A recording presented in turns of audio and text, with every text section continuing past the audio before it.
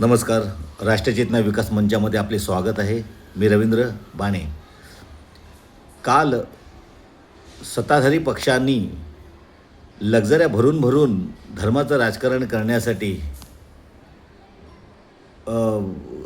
रेल्या वगैरे काढल्या होत्या आणि यासाठी म्हणे महाराष्ट्राचे किंगमेकर या पुण्यभूमीमध्ये आले होते कल्याण डोंबिवलीच्या.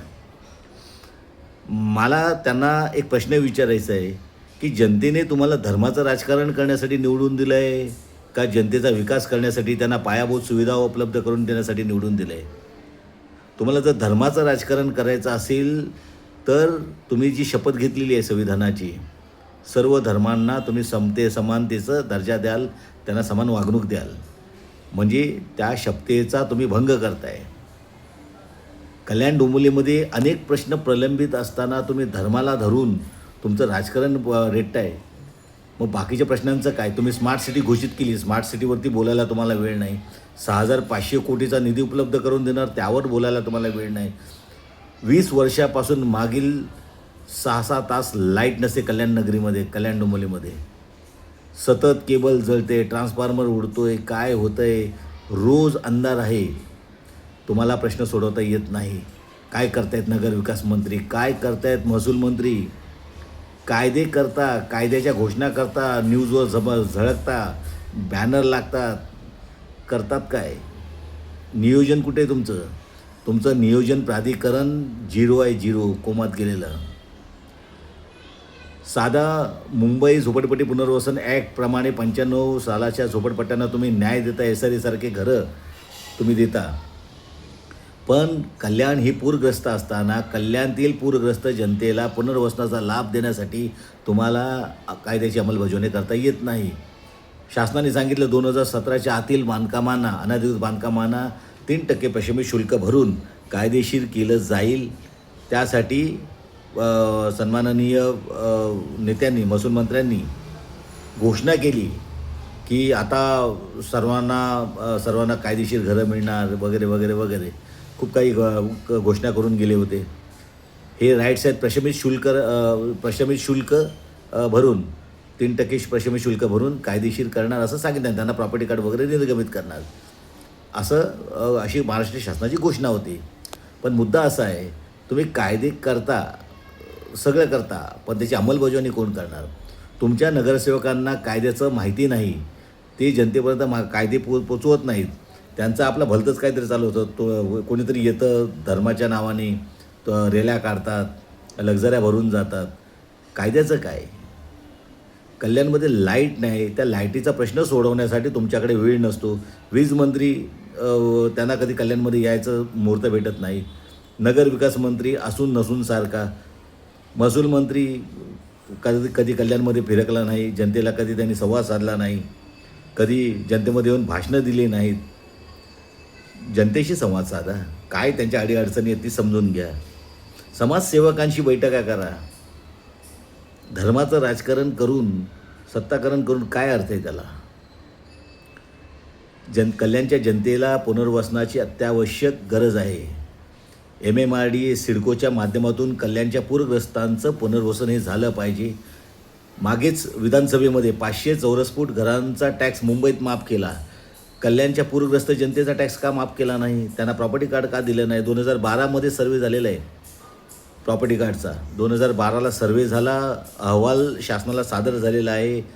काही लोकांना प्रॉपर्टी कार्डचा लाभ झालेला आहे, परंतु ही योजना फेकून दिली.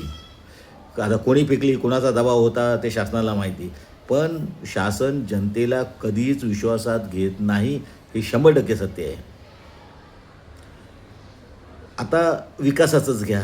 कल्याणमध्ये लाईट जाते, परंतु तिथे एक सबस्टेशन उभारण्याची आम्ही मागणी केलेली आहे. विठ्ठलवाडी, खडेगोलवली येथे शासकीय भूखंडावर एक सबस्टेशन उभारावं, जेणेकरून जो विठ्ठलवाडी भाग आहे, खडेगोलवलीचा भाग आहे, कैलाशनगर भाग आहे, कोळशेवाडी आहे, कल्याण पूर्वेकडे चिसपाडा भाग आहे, आत्माराम नगर आहे, इकडचा जो पट्टा आहे तिथे कुठेतरी कंट्रोलिंग येईल.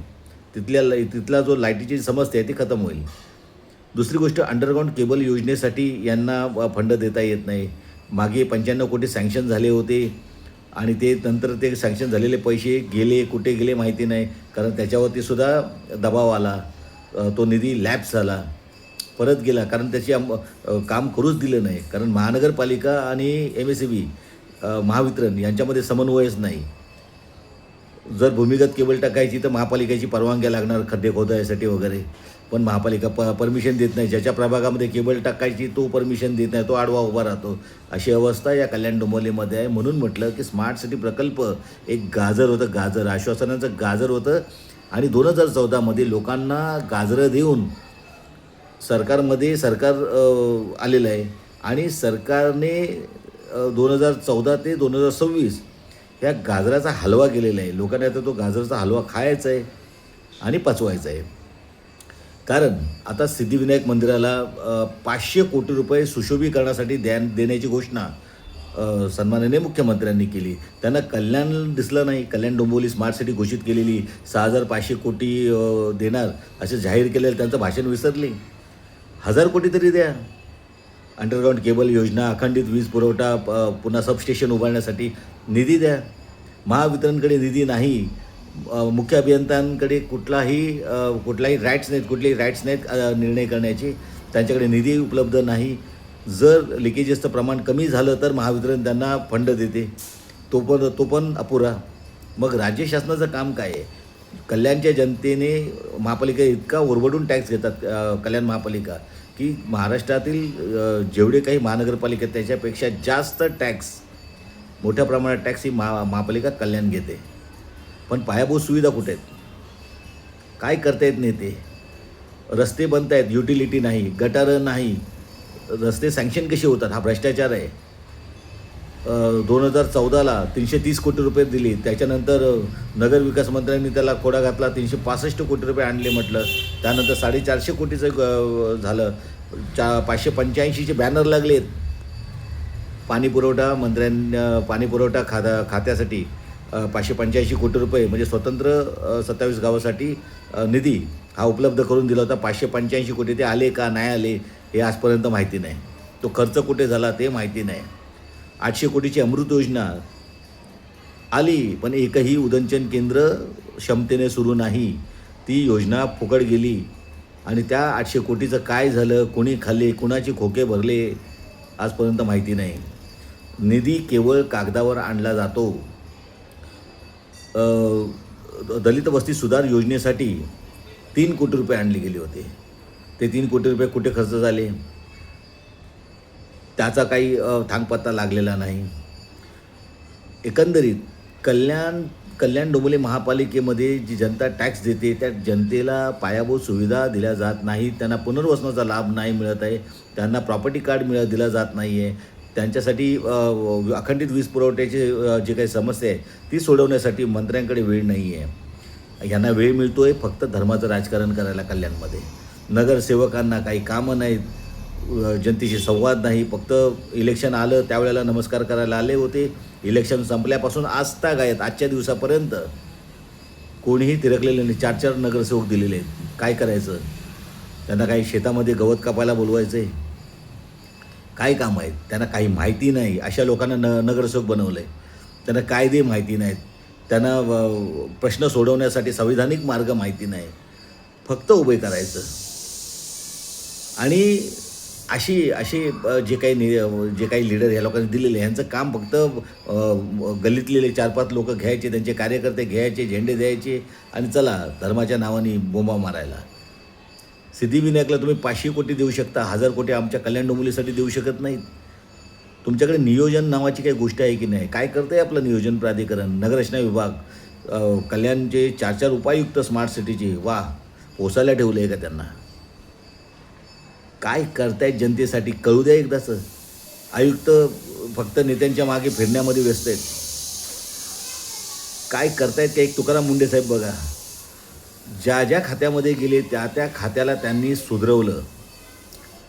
आज पळतायत, जे बोगस कारभार करतात ते पळतायत आज. पण असा धाक निर्माण करणारा आयुक्त कल्याणला कधी मिळणार? आम्ही मागणी करतो तुकाराम मुंडे साहेबांनी इथे कल्याणमध्ये यावं, पण नाही येणार.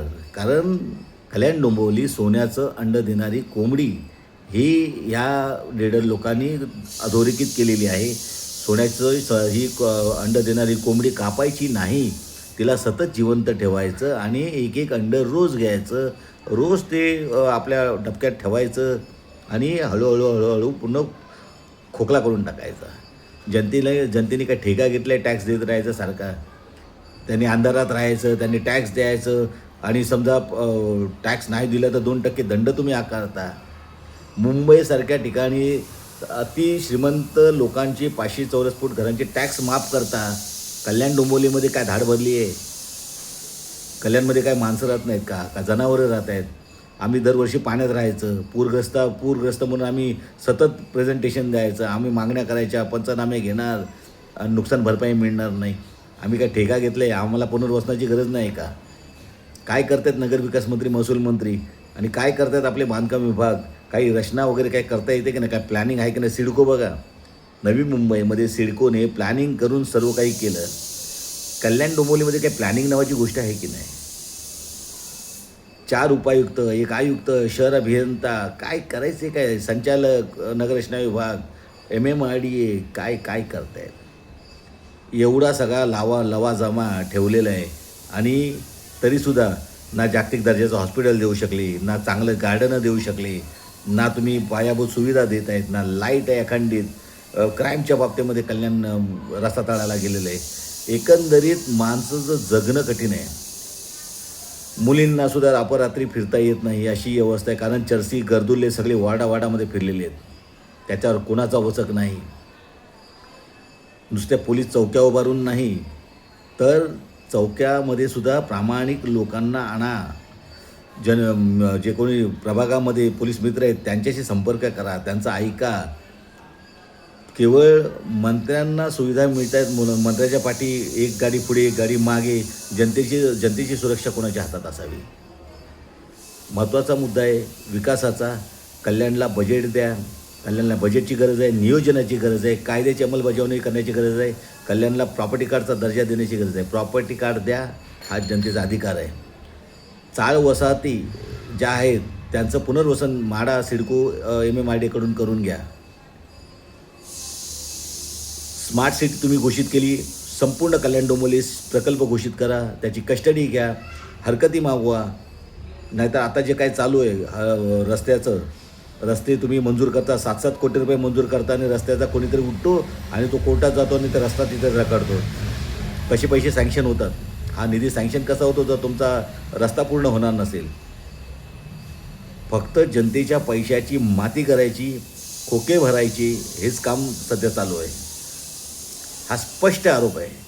कारण कायद्याच्या लाईनीमध्ये काहीही होताना दिसत नाही. कायद्याचा भंग कल्याण डोंबिवलीत होतो आहे.